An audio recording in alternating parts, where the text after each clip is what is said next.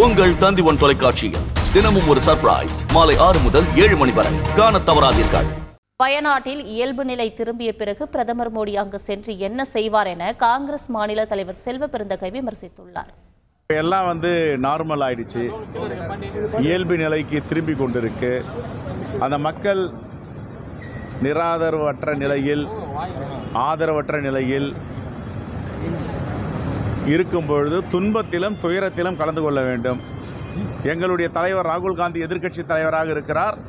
ஆனால் நாடாளுமன்ற நடைமுறைகள், நாடாளுமன்றத்தில் எவ்வளவு வேலை பளு இருந்தாலும் அதையெல்லாம் ஒதுக்கி வைத்துவிட்டு நான் இருக்கிறேன் என்று அந்த மக்களுக்கு ஆதரவு கரம் நீட்டினார்.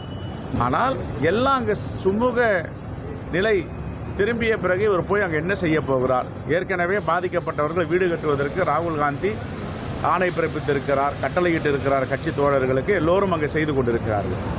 இதுதான் பாசிசம் என்று நாங்கள் தொடர்ந்து சொல்லுவோம். உங்கள் தந்தி1 தொலைக்காட்சியில் தினமும் ஒரு சர்ப்ரைஸ் மாலை 6 முதல் 7 மணி வரை காணத் தவறாதீர்கள்.